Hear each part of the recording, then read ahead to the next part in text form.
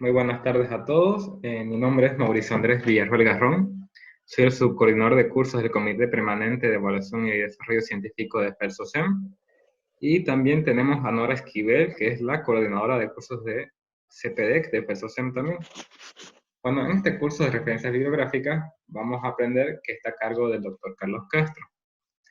Él dará este curso y bueno, sin más que añadir, doctor, muchas gracias por realizar esta videoconferencia y le esperamos en otras oportunidades y le cedo la palabra. Bueno, buenas noches para todos. Andrés, Nora, muchas gracias por la invitación. Me presento, mi nombre es Carlos Alberto Castro Moreno. Soy médico, epidemiólogo, magíster en docencia e investigación universitaria. Trabajo en la Fundación Universitaria de Ciencias de la Salud y actualmente ocupo el cargo de coordinador de investigación en el pregrado y semilleros de investigación de la División de Investigaciones. Esta universidad queda en Bogotá, Colombia. De antemano quiero dar las gracias a la Asociación de Sociedades Científicas de Estudiantes de Medicina, ASEMCOL, que hace parte de FELSOCEM, y a la Sociedad de Investigación Científica de Estudiantes de Medicina, la Fundación Universitaria de Ciencias de la Salud, que hace parte de ASEMCOL. De la misma forma, quiero darles gracias a la FELSOCEM, al Comité Permanente de Evaluación y Desarrollo Científico, por esta invitación y pues felicitaciones por estos eventos para la formación continua. Bueno, entonces, como les había mencionado Andrés, hoy voy a contarles algo sobre las referencias bibliográficas.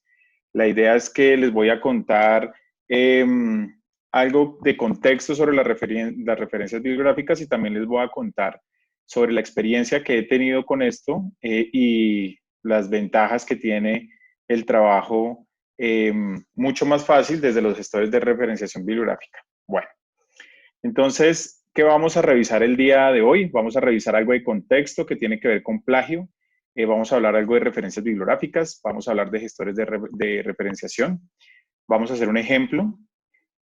También les voy a contar algo sobre identificadores de similitud y finalmente les voy a contar algo sobre las reflexiones de toda esta charla. Entonces, este es el contenido de la charla.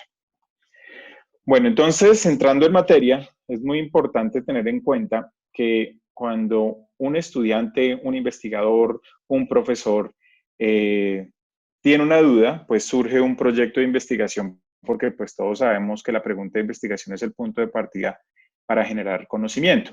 Una vez tenemos una pregunta de investigación, pues nos toca empezar a buscar, a leer, a revisar información, a ver qué hay sobre el tema, qué hay sobre la pregunta, y acá empieza el problema donde los investigadores tienen que tener claro qué debemos utilizar.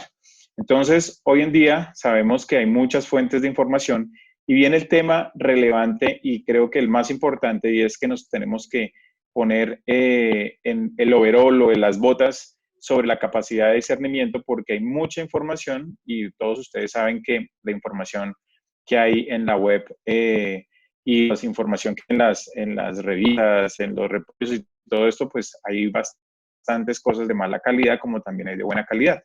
Entonces hay que tener una capacidad de discernimiento para saber qué vamos a escoger para soportar nuestro proyecto de investigación. Una vez tenemos claro esto, pues nos dedicamos a escribir, que es un tema complejo y yo creo que todos han tenido la oportunidad de escribir, aunque sea una carta y empezar es lo más difícil, pero cuando uno ya empieza, ya las cosas son un poco más sencillas, pues eso el tiempo y la experiencia lo va diciendo. Y cuando empezamos a escribir, ya tenemos una posible publicación. Entonces, todo este escenario, pues es lo que usualmente hacemos. Y acá es donde es importante empezar a mirar la información y cómo vamos a tener o cómo vamos a tener en cuenta las referencias bibliográficas. Como les había mencionado, las fuentes de información son muchas.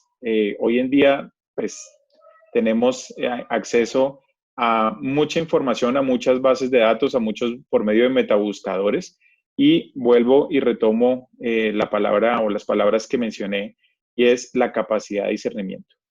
Sabemos que hay bases de datos científicas donde hay revistas interesantes con un muy buen H-index, con muy buen cuartil, Scopus, Simago, todas estas cosas, y pues obviamente es muy importante acceder a estas bases de datos y pues las que mencionamos acá que son de obligatoria consulta cuando vamos a construir un proyecto, a mirar qué artículos o qué información podemos acceder, Pero también tenemos información en estas redes sociales e incluso en los metabuscadores. ¿Y por qué lo pongo acá? Porque hoy en día muchos investigadores también socializan su experiencia, sus conferencias por las redes sociales. Entonces, es una alternativa que debemos tener en cuenta, pero pues, como lo mencionaba, hay que tener mucho cuidado con la información a la que accedemos y que tenemos en cuenta porque hay mucha información que no está soportada y pues podemos cometer errores al momento de seleccionar. No sé si en Latinoamérica funcione, pero acá en Colombia hay otras fuentes que son algo interesantes. Acá se llaman rincondelvago.com, monografías.com, SlideShare, y hay que tener mucho cuidado porque acá hay información que a mucha gente le llama la atención, pero las fuentes no son muy confiables. Entonces, hay que tener mucho cuidado con la información y la selección de la información. Entonces, una vez encontramos la información para que nos pueda aportar a nuestro proyecto, empezamos con todo el tema de las referencias bibliográficas. Entonces, cuando el autor de ese escrito, independientemente que sea un estudio experimental, una revisión sistemática, un estudio descriptivo, nosotros ya nos convertimos en autores porque estamos integrando información que encontramos en las bases de datos o en la web. Entonces, el autor tiene unas responsabilidades, tanto morales como legales, al momento de utilizar información de otros. Porque si nosotros no tenemos esto claro, podemos incurrir en algo que se llama plagio. Y plagio en algunos países no es un delito penal que genere cárcel, pero por lo menos acá en Colombia, desde hace unos años ya genera cárcel. Entonces hay que tener mucho cuidado con esto porque pues es una forma de fraude y por esa razón se conecta la palabra plagio con las referencias bibliográficas y por esa razón lo traigo a esta presentación. ¿Cuál es la definición de plagio según la Real Academia de la Lengua Española? Plagiar es, abro comillas, copiar en lo sustancial obras ajenas, dándolas como propias. O sea, uno básicamente engaña a terceros diciendo que la información que uno utilizó es propia.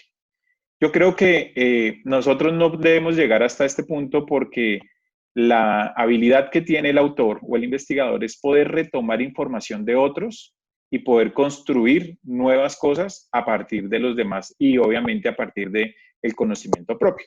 El reconocer las actividades y el trabajo de los demás, yo creo que es una cosa muy humilde y que se debe hacer y eso también le da una relevancia a nuestro trabajo. Sin embargo, cuando se habla de plagio, hay algo que a mis estudiantes, cuando yo les hablo de este tema, muchos dicen que no son conscientes de eso. O sea, por eso coloco esta frase acá que habla entre la conciencia y la inconsciencia. Porque muchos dicen, yo no hago un plan estratégico y macabro para plagiar, sino que muchas veces lo hacen inconscientemente porque copian y pegan y como la mayoría de la gente no tiene ni idea de esto, pues incurren en un delito de forma pues que no es intencional.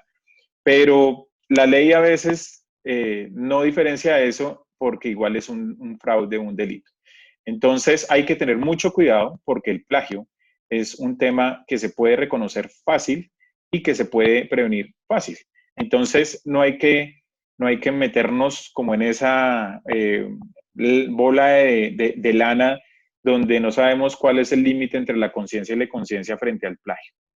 Hay algo que quiero, digamos, dejar claro, y esto yo lo retomo al final de la charla, y es que uno por filosofía de vida y por conciencia personal, uno debe tener claro, pues que hay que hacer las cosas bien. Yo creo que si uno hace las cosas bien, como dicen por ahí, si uno obra bien, le va bien, pues yo creo que uno se va a evitar muchos problemas. Por eso traigo estas 5 frases, porque son muy importantes que las tengan en cuenta porque hacen parte del plagio y hacen parte de cuando uno no hace bien las cosas cuando uno está escribiendo un artículo. Entonces, cuando hablo de la ley del menor esfuerzo es porque nos da pereza escribir, redactar cosas nuevas, entonces copio y pego. La pereza de pensar es un tema que nos ataca a muchos, pero pues hay que tratar de vencerla y pensar es construir conocimiento, entonces no hay que tener pereza de eso para evitarnos problemas y generar cosas de buena calidad. Fraude, yo creo que es un sinónimo de corrupción. Sabemos que si hacemos fraude o corrupción de la manera mínima, pues muchas veces no se diferencia de las cosas grandes que vemos en nuestros países. Entonces yo creo que hay que comenzar desde nosotros mismos a evitar todo el tema de fraude y corrupción y esto se ve de todos los puntos de vista. Inventar sin fundamentos, ponerse a uno a hablar carreta, como dicen por ahí, hablar cháchara, como decimos acá en Colombia, sin ningún fundamento, y eso pues obviamente también es un problema. Y finalmente, cuando uno dice el fin justifica los medios, es cuando yo digo, ¿será que el entregar un trabajo urgente, el entregar un artículo urgente, el escribir de manera rápida, justifica que yo haga mal un escrito?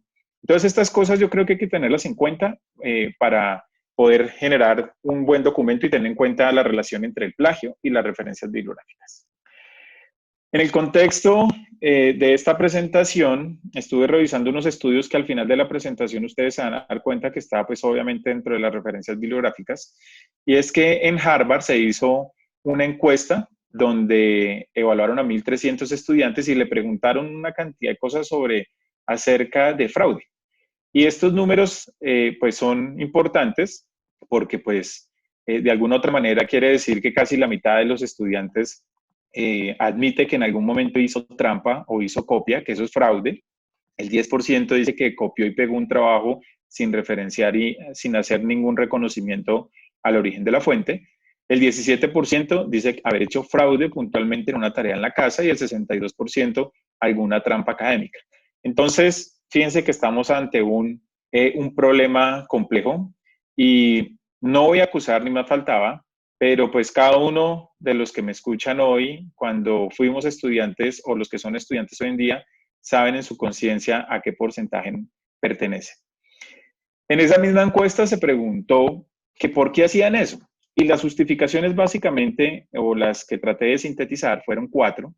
Y era que porque no tenían ni idea que copiar y pegar era un problema o que no sabían referenciar. Y pues el argumento era que nunca se lo habían enseñado. Porque necesitaban tener buenas notas y necesitaban tener una fuente verídica e importante. Porque los profesores no revisan los trabajos, entonces lo que hace es perpetuar el plagio. ¿Qué quiere decir eso? Que yo copio la primera vez, entrego el trabajo, escribo un artículo, los profesores no revisan y pues no hay problema, se continúa con este problema. Y me llamó mucho la atención y por eso lo coloqué. Mencionaban que, pues, que eso no era problema de los estudiantes, que eso era problema del profesor, pensando en que era una publicación y no un trabajo o un taller que se entregaba. Entonces, fíjense la magnitud del problema, porque el tema del plagio o del fraude nos toca a muchos, nosotros como profesores y a ustedes como estudiantes, entonces es algo que vale la pena tener en cuenta. Entonces, con este contexto vamos a mirar en qué momento puede haber plagio. Y yo creo que de alguna otra manera ustedes lo han escuchado o han estado en algunos de estos, y es cuando se utiliza una idea de un texto que no se cita, cuando no reconocemos coautorías o colaboradores, cuando usamos fuentes sin decir que esas fuentes fueron usadas, cuando citamos de manera incorrecta, cuando falsificamos información, cuando utilizamos plagio collage, y básicamente esto es que empezamos a copiar y pegar pequeñas partes de diferentes artículos y solamente le colocamos artículos o conectores, cuando nos inventamos citas. Y esto es muy frecuente cuando tomamos un artículo en inglés, lo ponemos en el Google Traductor y copiamos ese español a nuestro documento. Entonces, cuando yo decía que en algunos de ustedes, algunas de estas ustedes pudieron estar involucrados, no quiere decir que lo hayan hecho de manera consciente, pero sí muchas veces uno hace eso y no se da cuenta. Entonces, estos escenarios que son los más frecuentes es donde uno se puede ver involucrado y hay que tener cuidado. Y es muy sencillo corregirlo. Y esto está relacionado también con la pereza de pensar. Recuerden que nosotros tenemos que hacer un esfuerzo y de esa misma manera vamos a tener resultados exitosos en nuestros artículos. El profesor Aníbal Morillo, un radiólogo acá de Bogotá, es una persona que conoce mucho de este tema y él habló de los demonios de la publicación. Y básicamente es el problema del plagio. Entonces, él hablaba que los demonios es un problema que todos los días viven las revistas o las universidades cuando reciben los trabajos, incluso los mismos profesores cuando reciben los talleres y trabajos de los estudiantes.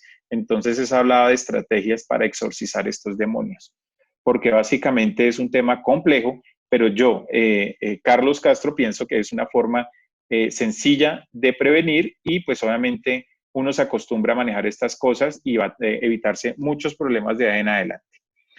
Entonces, como les mencionaba, esas estrategias son muy sencillas. ¿Cómo evitamos el plagio? Citemos adecuadamente, o sea, utilicemos las referencias bibliográficas y también utilicemos algo que es muy frecuente y que a mí me gusta mucho hacer y enseñar y es parafrasear. Cuando nosotros hacemos esto, empezamos a utilizar bastante la capacidad de integrar y de pensar. ¿Qué es el parafraseo? El parafraseo es cuando uno revisa un documento. Yo lo hago, sí, les voy a contar mi experiencia personal y lo que yo hago con mis estudiantes, con mis internos, cuando rotan conmigo o cuando escribimos artículos, es cuando uno lee un artículo, interioriza y reflexiona de lo que leyó, saca algún resumen y construye a partir de lo que dijo ese autor. Muchas veces algunos dicen que es con sus propias palabras interpretar lo que usted leyó. Entonces, eso le permite a uno entender y saber si la idea que uno va a extraer de ese documento o de esa fuente le sirve para su documento. Entonces, el parafraseo es una muy buena alternativa que pienso que se debe poner en práctica, ¿cierto? Y como lo mencioné, la idea es usar las ideas de los autores o fuentes, reflexionar sobre lo que uno leyó y tomar la decisión si uno incluye lo que leyó o no, y pues obviamente expresarlo con nuestros términos. ¿Qué consejos les doy para esto? Y algo que no solamente para escribir un artículo, para la vida de uno, hasta para escribir en WhatsApp, para escribir un correo. Desafortunadamente, uno muchas veces ve los correos de los docentes, compañeros, de estudiantes y parece que no leyeron. Entonces, uno, para el parafraseo, lea minuciosamente. Si tiene que hacerlo 2 veces, léalo 2 veces, pero eso es una estrategia muy buena para poder entender lo que se está leyendo. Haga una síntesis de las ideas principales que usará, porque eso le permite a uno saber qué va a colocar en el documento. Redacte y permita que otros lo lean. ¿Qué hago yo? Cuando los internos o cuando yo escribo algo, yo le pido a alguien que me revise lo que leí a ver si se entiende. Recuerden que cuando uno publica, uno no va a estar al lado del artículo explicando lo que uno quiso decir en el artículo. Entonces hay que tratar de ser claros y concisos y por esa razón la redacción es muy importante. Entonces, cuando usted escriba algo, si tiene la oportunidad, dígale a alguien que lo lea para saber si lo entendió. Y para mí, lo más importante, y esto sí lo pueden aplicar en toda su vida, es relea lo que escribe. ¿Qué quiere decir eso? Usted escribió y usted léase otra vez.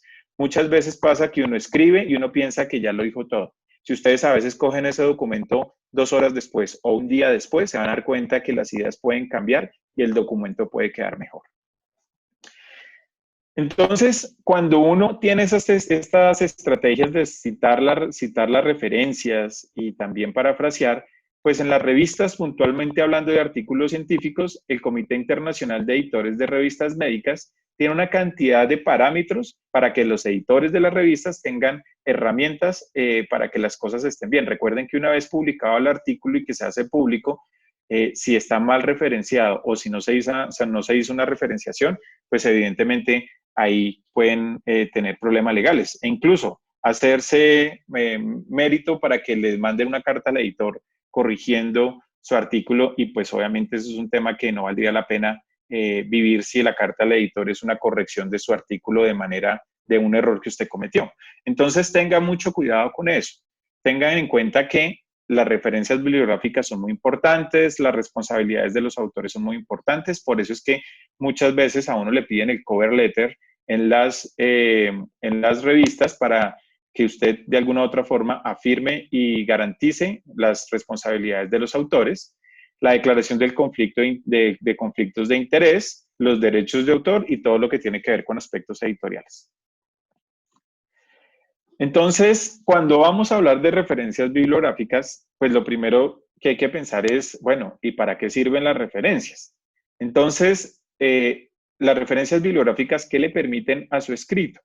Soportarlo teóricamente, porque muchas veces uno no se inventa las cosas, ya están escritas, sino que uno está aportándole conocimiento a esa teoría, entonces uno argumenta lo que hay en la literatura, reconoce el trabajo de los demás, que eso es muy importante, o no sé, imagínense, ustedes escriben un artículo, utilizan ese artículo, un tercero utiliza ese artículo y no lo referencia y no lo cita, o sea, eso es decir mentiras, eso es fraude. Entonces, por esa razón, creo que uno no lo debe hacer. Uno tiene que reconocer el trabajo de los demás porque escribir un artículo para los que han tenido la oportunidad es un esfuerzo grandísimo. Entonces, creo que la conciencia debe estar muy, muy tranquila y muy clara en esto. Apoya la reflexión que se hace en el manuscrito a partir de diferentes puntos de vista. Creo que en el escrito debe tener una unión de muchas cosas, y muchas cosas es básicamente saber qué han dicho los demás acerca del tema, saber cuál fue mi experiencia en el tema y saber cuál es la reflexión que yo tengo de todo lo que sucedió. ¿Qué quiero decir con esto? Que yo contrasto lo que hay en la literatura con mi experiencia en la investigación y así construyo nuevo conocimiento. Por esa razón, pues, le permitirá a uno reflexionar sobre lo que está sucediendo. Incluso muchas teorías se han refutado. Es a partir de esas teorías que están escritas y se referencian, pues uno con la experiencia puede mostrar otras alternativas. Otro tema es que argumenta la posición del autor. Muchas veces uno se encuentra cosas en sus proyectos o en sus escritos que le permiten decir que lo que uno está diciendo o ya se ha dicho o definitivamente no cambia. Entonces, la argumentación del autor de los estudios pues le permite a uno validar lo que ya está escrito. Y permite identificar la fuente de lo que está escrito. ¿A qué me refiero con esto? O sea, sabemos de dónde viene la información.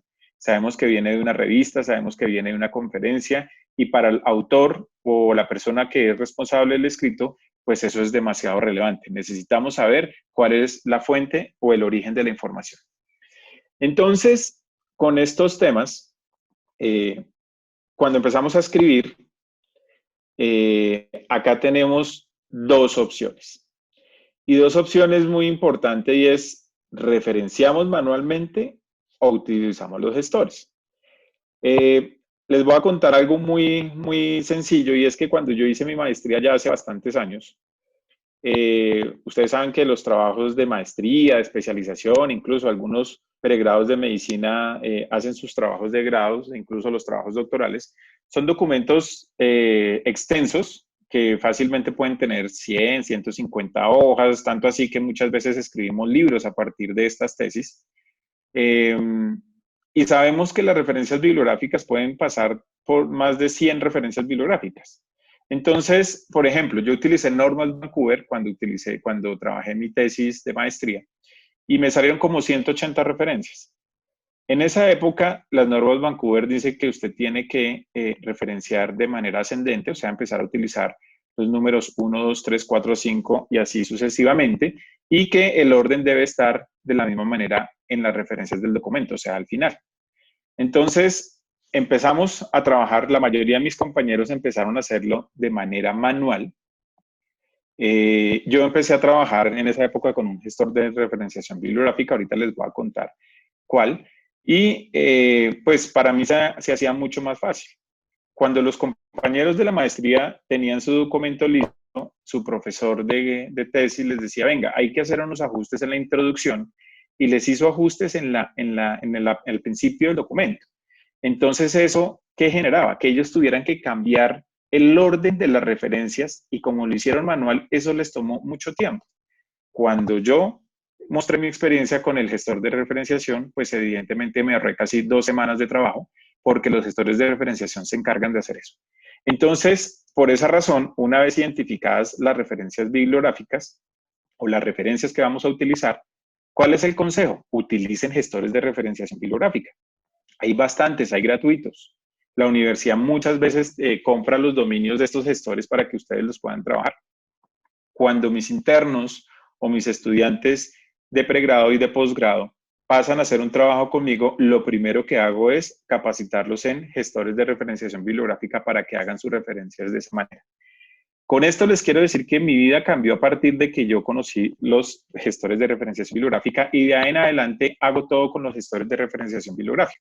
Eso le permite a uno hacer las cosas bien y ayudarse un poquitico con el tiempo y el trabajo al momento de escribir un documento. Entonces, la pregunta, ¿cuál es? ¿Qué elegimos? Si ustedes quieren seguir referenciando manualmente, pues bueno, es una elección respetable, pero la sugerencia es: están las alternativas, aprendamos a utilizar los gestores de referenciación bibliográfica, y creo que los temas van a ser más sencillos de trabajar. ¿Cuáles son los gestores de referenciación bibliográfica? Tenemos, pues ustedes, no sé si conocen alguno de estos, Mendeley, Zotero, EndNote, que es el que yo utilizo, Reference Manager, RefWorks, y hasta el mismo Word tiene una alternativa para referenciar. Entonces, cuando nosotros utilizamos un gestor de referenciación bibliográfica, estamos utilizando un software, un desarrollo que nos va a ayudar a hacer el ejercicio de referenciación en los documentos o usualmente en Word, que es donde siempre trabajamos. Entonces, en este orden de ideas, les voy a presentar EndNote, que es un gestor que yo utilizo y la universidad tiene un dominio, entonces pues obviamente tengo acceso a este software. Sin embargo, si ustedes entran a EndNote, pueden tener una cuenta gratuita que tiene algunas limitantes, pero pues para la productividad que muchos estudiantes tienen, puede ser suficiente. Entonces, la interfase es una interfase amable, agradable. Si ustedes se dan cuenta, acá hay como 1320 referencias bibliográficas de muchas cosas que he trabajado desde que empecé a utilizarlo y pues ha sido una maravilla, se las recomiendo 100% y esto pues les va a ayudar muchas cosas. ¿Qué es la ventaja de Note? Que yo asumo que también la tienen los otros, pero pues no puedo hablar de ellos porque no los conozco. Es que tiene un descargable o un plugin que permite que Word lo ponga en su barra de herramientas. Entonces, si se fijan, donde está el círculo rojo, ahí tenemos EndNote y él le va a permitir trabajar desde Word con el referenciador. Entonces, ahí en el recuadro de abajo, observamos cómo queda el desplegable en la pestaña de Note, donde tenemos alternativas para usar los referenciadores bibliográficos. Entonces, hay algo que coloqué acá y es que los estilos de referenciación, si no les ha pasado, les va a pasar. Dependiendo de la revista, les van a pedir un tipo de referenciación bibliográfica. Nos vamos a encontrar unos que tienen normas APA, normas Vancouver, normas New England. Entonces, muchas veces cuando lo estamos haciendo manual, pues nos toca ajustarnos a lo que dicen las revistas. Por alguna razón, usted sometió a una revista que le pedía normas APA, lo sometió y le dijeron que no, gracias, o sea, no se lo aceptaron, y usted toma la decisión de volverlo a mandar a otra revista, y esa nueva revista le pide normas Vancouver. Entonces, ¿qué pasa? Pues le toca volver a cambiar todo manualmente.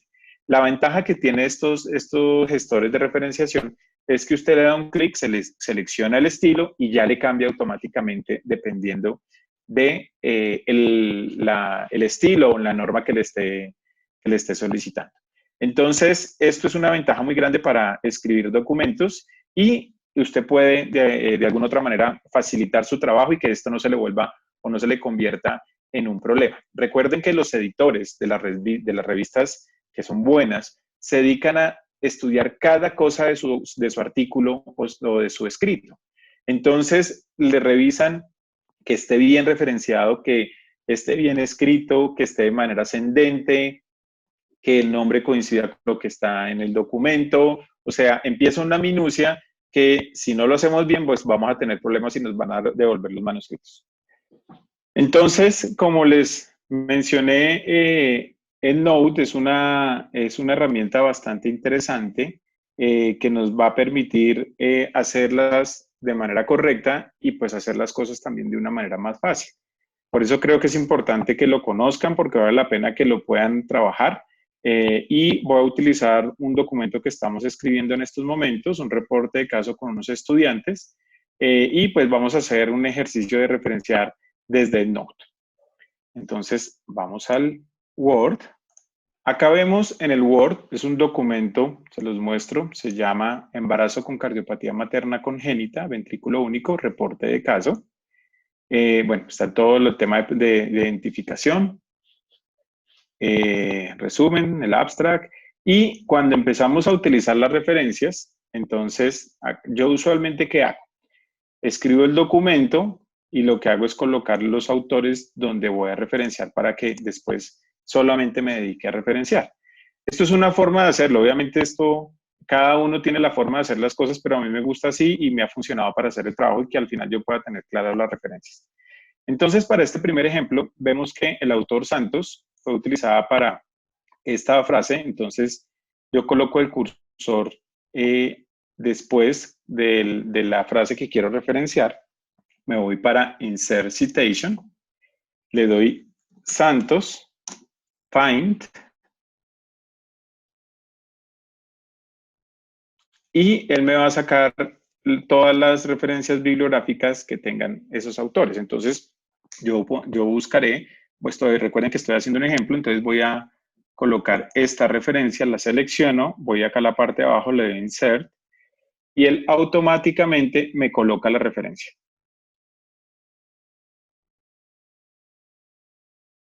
Listo. Entonces, yo borro esta. Y si ustedes se dan cuenta, bueno, recuerden que las referencias van antes de la puntuación. Entonces, si ustedes se dan cuenta, cuando yo le doy clic en la referencia, aparece un sombreado gris. Esto quiere decir que está referenciado con el Node o pues con el gestor de referenciación. Entonces, fíjense que acá yo tengo, miren acá arriba, está Norma Zapa, sexta edición. Entonces, si ustedes les dicen, no, nuestra revista pide normas Vancouver. Entonces, ustedes se van acá para estilo y yo ya tengo preseleccionado esto, si no van acá a seleccionar otro estilo y les van a sacar una cantidad de tipos de referencias bibliográficas que ustedes pueden escoger. Acá está. Entonces, pues ya les había mencionado, mire, tienen miles de tipos de referencia bibliográfica, pero pues a mí me interesa Vancouver, que fue lo que me dijeron. Entonces yo le doy seleccionar en Vancouver y miren que automáticamente él me la cambia a Loop, ¿cierto? Entonces, ahora la pregunta es, bueno, muy bonito, muy chévere, me colocó el 1, pero pues yo necesito ponerlas abajo. Entonces vamos a mirar cómo fue que quedaron abajo. Entonces parto la pantalla en dos para tener los dos momentos, me voy hasta el final y observen cómo quedó la referencia bibliográfica. Tal cual, como yo la incluí en Note, me la coloco abajo. Entonces vamos a seguir con el ejercicio. Vamos acá con Sánchez. Entonces vamos acá a EndNote, le damos otra vez Insert Citation, le damos Sánchez, que nos busque la referencia. Entonces acá yo tengo Sánchez, entonces escojamos cualquiera, esta puede ser. Y le doy Insertar. Entonces ahí me va a aparecer el número 2, entre paréntesis, que es tipo Normas Vancouver, y abajo me debe aparecer automáticamente la referencia bibliográfica. Entonces, si se dan cuenta, ya me apareció automáticamente la referencia bibliográfica. Entonces, vamos a buscar acá otra, Castro. Entonces hacemos el ejercicio, colocamos Castro. Acá vamos a utilizar, no sé, esta. Le damos Insert. Me va a aparecer el número 3 y abajo el 3 con la referencia de la manera que son las normas Vancouver. Entonces, fíjense que acá abajo ya me van apareciendo las referencias bibliográficas y yo voy borrando acá lo que yo he escrito. Entonces, acá vamos a utilizar las 3. ¿Y cómo funcionaría eso? Entonces, me paro acá, busco Castro, ya lo teníamos acá. Entonces, vamos a utilizar la misma referencia. Entonces, si utilizamos la misma referencia, fíjense que ahí vuelve a aparecer 3 y acá abajo no aparece nada.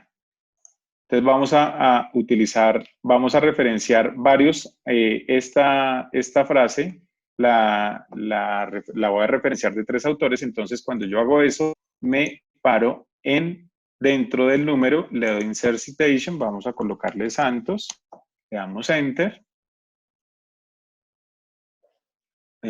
utilizamos la referencia bibliográfica, puede ser la misma.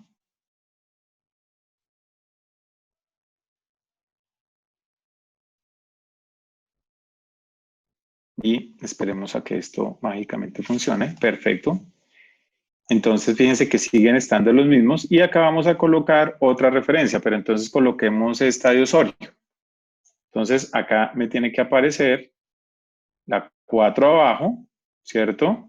Y fíjense que acá quedó 1, 3 y 4.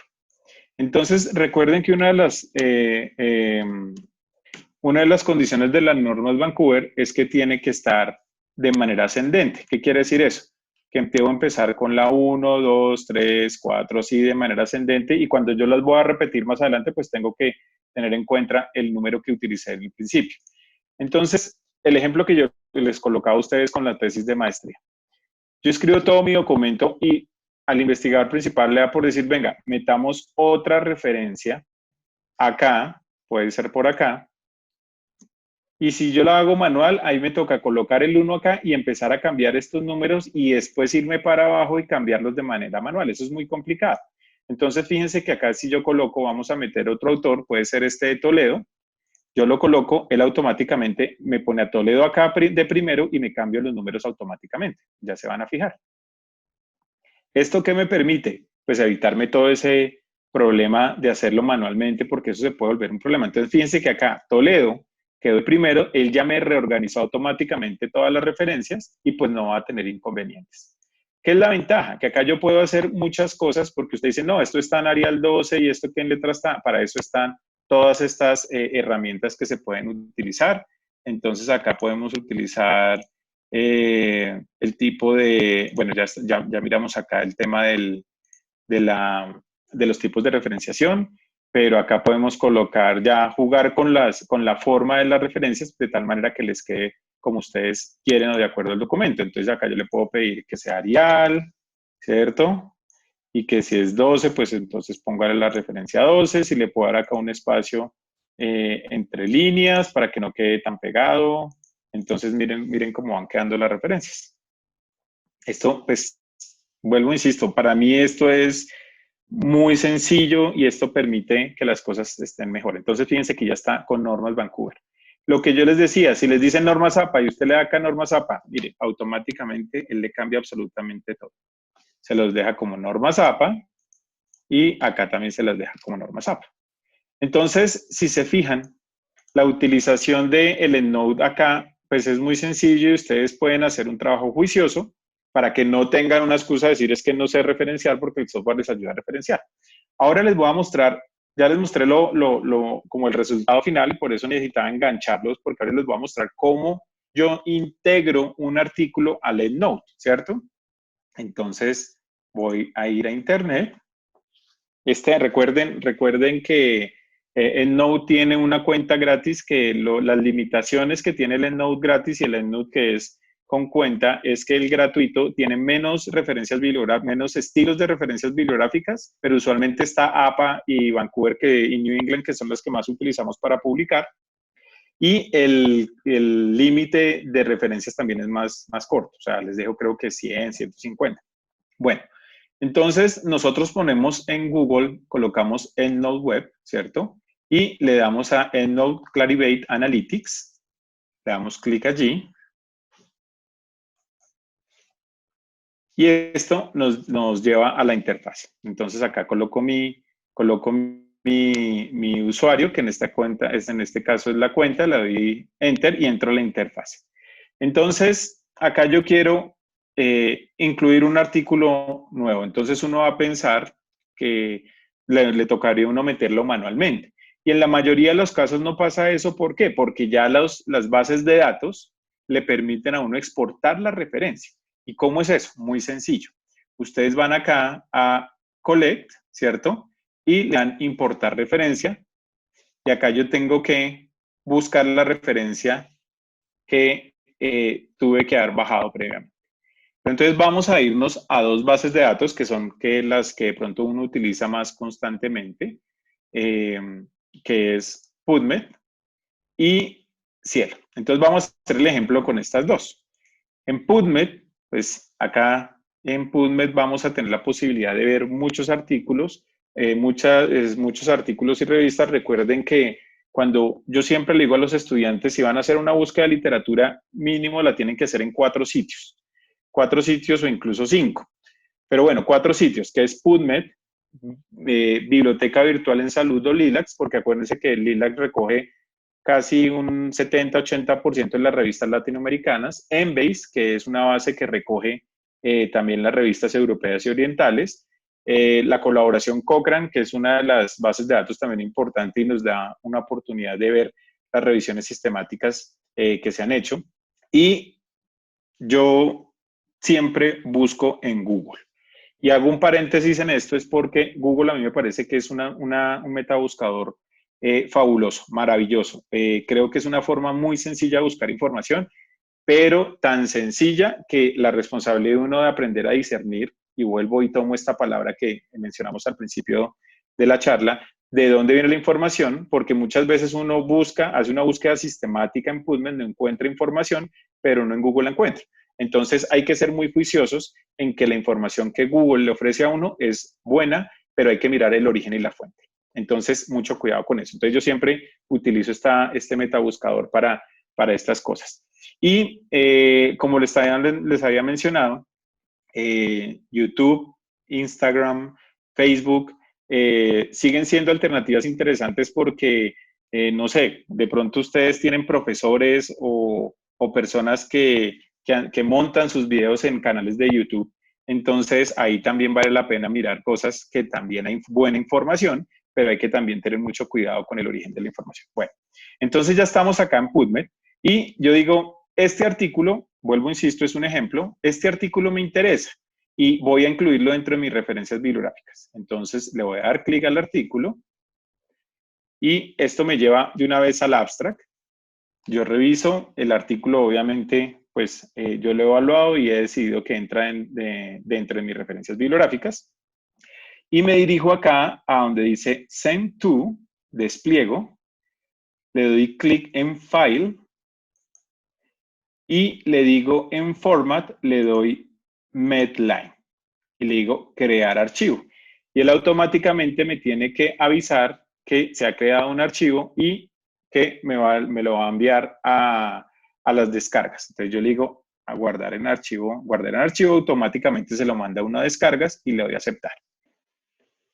Para el caso de Cielo, una vez ustedes entran o encuentran el artículo, se van a dar cuenta que acá hay una barra de herramientas o una cantidad de opciones que tiene Cielo para esto. Entonces, encontramos una que dice cómo citar este artículo. Le damos clic ahí y él nos va a ofrecer una serie de formas de exportar la referencia bibliográfica. Ustedes se dan cuenta que hay varias maneras de hacerlo. Entonces, dentro de esas están lo que habíamos mencionado, mire, Norma Zappa y Vancouver, cómo se debe referenciar. Pero entonces, como nosotros estamos utilizando un referenciador bibliográfico, utilizamos exportar a EndNote. Y nos tiene que pasar lo mismo que nos pasó en PubMed, y es que nos abre una ventana donde le decimos que guarde el archivo. Usualmente esto queda en descargas y le damos a aceptar. Entonces, cuando yo voy otra vez, cerremos esta ventana, cuando yo voy a EndNote, ¿cierto? ¿Se acuerdan que habíamos hecho clic en Collect, importar referencias? Entonces, vamos a hacer el ejercicio de traer las referencias que exportamos de PubMed y Cielo al gestor. Y es muy sencillo. Le damos a examinar, vamos a descargas. Entonces, la primera que nosotros descargamos fue la de PubMed. Le doy a abrir. Él me va a pedir es qué tipo de importación estoy haciendo allá. Entonces, yo le digo que es de PubMed y lo mando a una carpeta que pude haber creado yo recientemente. Entonces, le puedo decir acá un nuevo grupo y le digo importar. Él me va a pedir el nombre del nuevo grupo. Yo le pongo acá ejemplo. Le doy a aceptar y él me tiene que decir acá que una referencia ha sido exportada. Entonces ahí está importando y miren lo que dice. Una referencia fue importada a la carpeta o al grupo de ejemplo. Vamos a hacer lo mismo con la de Cielo, con esta, ¿cierto? Con la que hemos agregado previamente.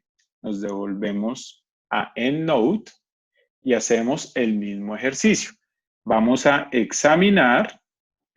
Le damos acá en el archivo que es .enw, o sea, en Node, le doy a abrir.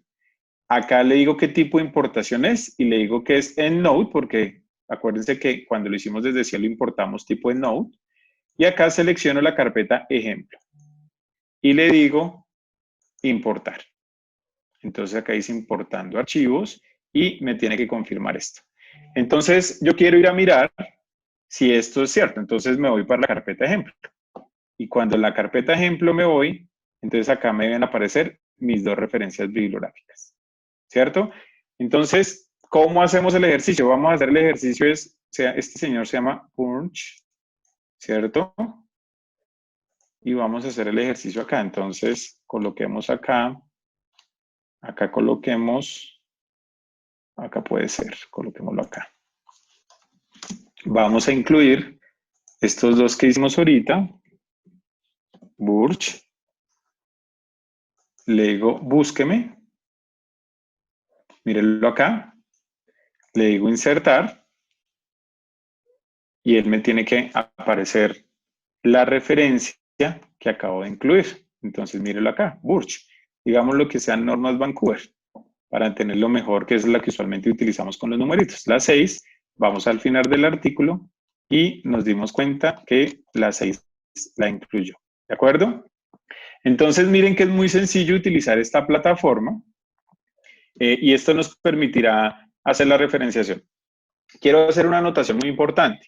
Cuando nosotros hacemos referenciación bibliográfica, tenemos como en la cabeza que referenciar solamente es artículos. Y recuerden que uno puede, las fuentes de información son todas las que uno pueda acceder. Yo he hecho referencias de artículos de revistas, referencias de revistas, de artículos de revistas, referencias de periódicos, referencias de YouTube, referencias de leyes, referencias incluso hasta de unas partes de unas canciones, y eso se puede hacer y hay que hacerlo. Entonces, EndNote le da esa oportunidad a uno. Entonces, fíjense que acá, cuando yo le digo acá, collect, new reference, que es la forma de meterlo manualmente, que es una alternativa cuando no tenemos posibilidades de descargar los archivos, miren que acá yo le doy las opciones y están todas las que ustedes quieran, libros, conferencias, bases de datos, diccionarios, enciclopedias, figuras, entrevistas, regulaciones, podcasts, reportes, tesis y obviamente una que utilizamos bastante que son las páginas de internet.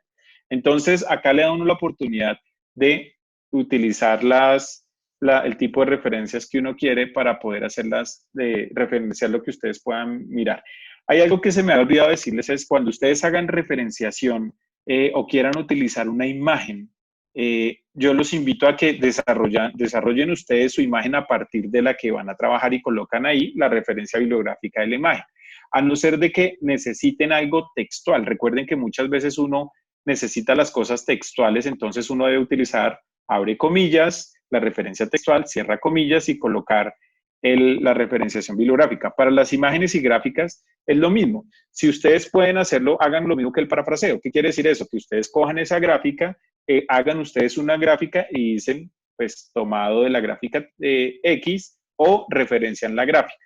Si la necesitan textualmente o literalmente necesitan la gráfica, pues tendrán que referenciarla, pero muchas veces, ojo con esto, utilizar estas gráficas de manera literal genera que ustedes necesiten pedirle al autor el uso de esas gráficas o esas imágenes. Entonces, por eso es muy importante que puedan trabajarlas ustedes para que no tengan, digamos, ese complique. Bueno, entonces ya en la parte final de la presentación, me voy a volver para la presentación para terminar, digamos, como darle ya al final a la charla. Y hay algo bien interesante y es que los ingenieros han desarrollado algo bien interesante y son los identificadores de similitud. Entonces, cuando nosotros tenemos la oportunidad de tener adicionalmente al EndNote unos software de desarrollos tecnológicos que se llaman identificadores de similitud, tenemos una posibilidad de verificar que la información que está en los escritos o en los artículos, esa información no esté copiada. Entonces, estos son algunos desarrollos tecnológicos que hay disponibles para este ejercicio. Ya les voy a explicar cómo funciona. Yo personalmente utilizo el UniCheck. Y lo que hace, pero igual tiene la misma función que los demás. Entonces, ¿qué hacen estos identificadores de similitud?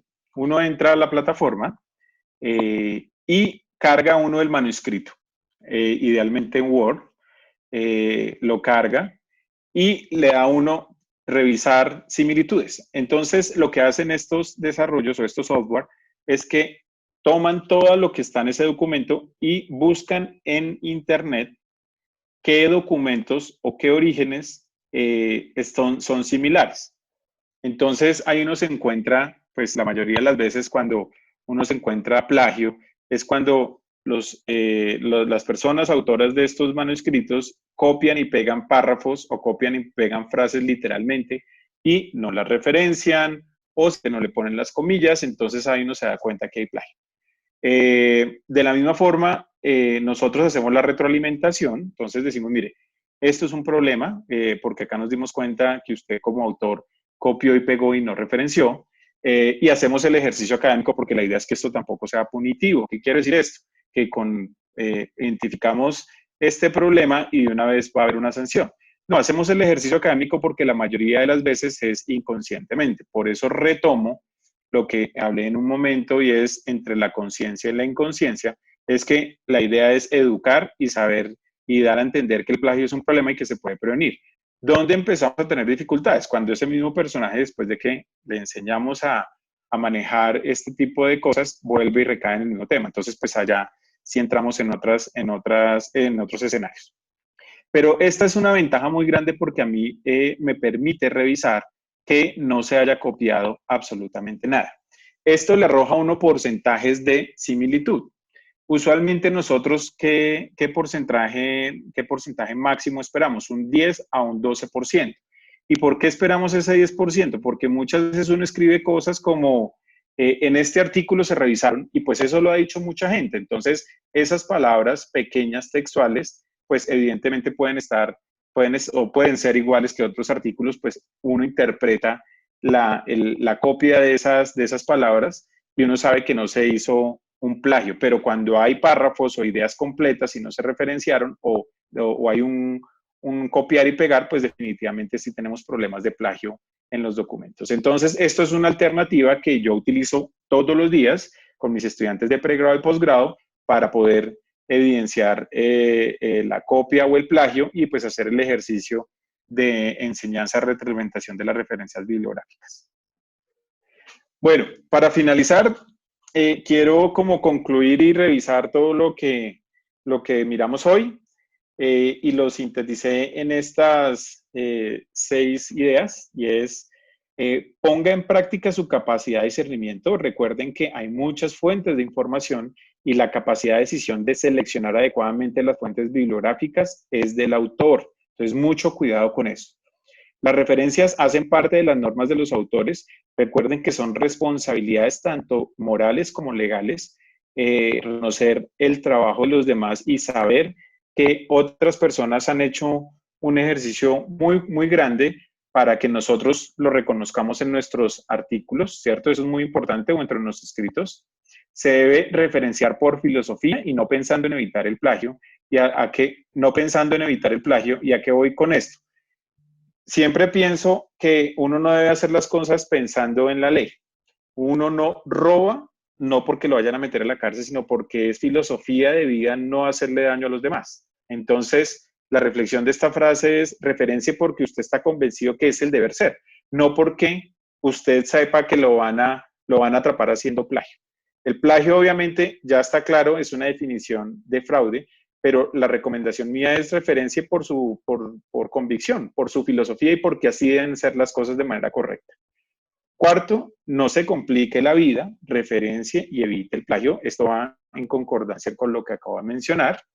Quinto, utilice gestores de referenciación bibliográfica. Recuerden que le ayuda muchísimo a que usted pueda hacerlo de manera correcta, bien hecha, y le ayuda le evita mucho tiempo y muchas complicaciones al momento de manejar el documento. Y finalmente, si puede, utilice identificadores de similitud como el que les acabo de explicar. Entonces, traté hoy de explicarles de manera muy vivencial cómo yo percibo las referencias bibliográficas. 1, 2, cómo yo pongo en práctica las referencias bibliográficas en mi trabajo y en el trabajo con los estudiantes, porque esto obviamente es un tema académico. Y tercero, que me parece muy importante, es que, vuelvo, insisto, plagio y referencia es algo que va de la mano, pero la invitación es que lo hagamos por filosofía y por convicción. Uno tiene que ser correcto por convicción y no porque uno esté esperando que la ley o la policía le va a caer a uno para mostrarle que uno está haciendo las cosas mal. Termino con esta frase, abro comillas: necesitamos enseñar a que la duda no sea temida, sino bienvenida y debatida. No hay problema en decir no lo sé. Richard Feynman. Entonces creo que es fundamental esta frase para todos los investigadores y pues les agradezco muchísimo pues la invitación que me hicieron para hablar de ese tema. Espero que esto les sirva un poquito para su vida profesional. Mi correo es cacastro@fuxsalud.edu.co y pues si hay alguna duda, inquietud, estoy atento. Que tengan un feliz día y muchas gracias. Muchas gracias a usted, doctor, por la excelente ponencia que nos acaba de dar. Personalmente lo felicito y agradecer por todas las herramientas que nos enseñó. Realmente ayuda mucho a todos lo que estamos viendo. Esperamos tenerlo en otra oportunidad para dar alguna otra charla en cuanto a la investigación.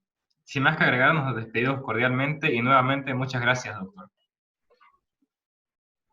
Un abrazo.